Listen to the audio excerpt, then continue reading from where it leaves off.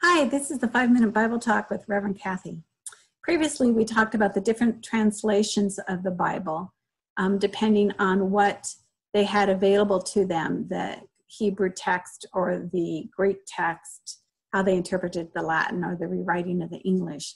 And the invitation was to find that translation that made the most sense to you, that was easy to read and understandable and supported you in diving deeper. This week, we're talking about interpretation. Now, what's the difference between interpretation and translation? Well, for me, translations are the ones that are written and published. The interpretations is what happens every time somebody sits down and opens the Bible and begins to read. We interpret it according to our own filters and understanding, or according to the filters and understandings of someone who's told us this is what it means. But still, every soul who comes to it has that opportunity, that invitation to dig deeper according to their understanding of what's going on. In Unity, we interpret the Bible metaphysically. Metaphysics comes from two Greek words, meta, which is above, beyond, over, and physika, which means physics. So it's beyond physics, beyond the physical. So we read the Bible looking for the hidden meanings underneath the obvious stories that's going on. We look at the characters and the names of the places and the events as aspects of ourselves, thoughts held in mind versus the literal meaning of the words. Because what we understand is that life is consciousness. Life is consciousness, and therefore the thoughts that we hold in mind affect the experiences we have in the outer. Our consciousness affects our experience. And so when we open the Bible, we want to break it open to see what it has to say about our spiritual development and growth according to the consciousness in mind. And we have books that help us, even though every time you come to the Bible, your interpretation is the interpretation for that day. And things can shift. And interpretations can change depending on your growth and development.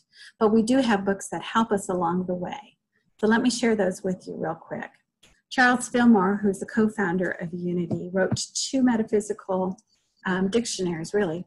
The Metaphysical Bible Dictionary, which has the names of the people and the places in the Bible and explains them. And then the Revealing Word, which is really a dictionary of other words that he's metaphysically interpreted.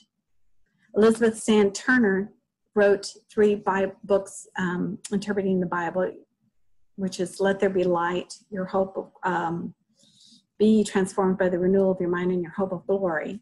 It's sort of old language, but they're interesting to delve into.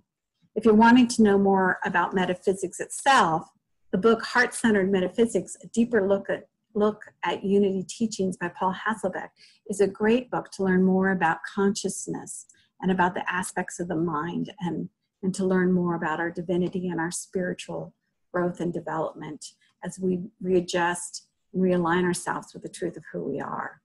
And then I'm working with interpretation from Wisdom for a Lifetime by Alden Studebaker. It's out of print, but really a great book. And we're going to be using it as we look at the 4 steps on how to interpret the story in the Bible. So if you're with us next time, we're going to get down to the task of interpreting the story of Mary, Martha, and Jesus. And that's in the Christian scriptures, the Gospel of Luke, chapter 10, verses 38 to 42. You get a chance to read it, do. And if not, join us anyway as we look at what that story has to tell us in our own individual lives and the thoughts we hold in mind. So take care and have a great week. Blessings.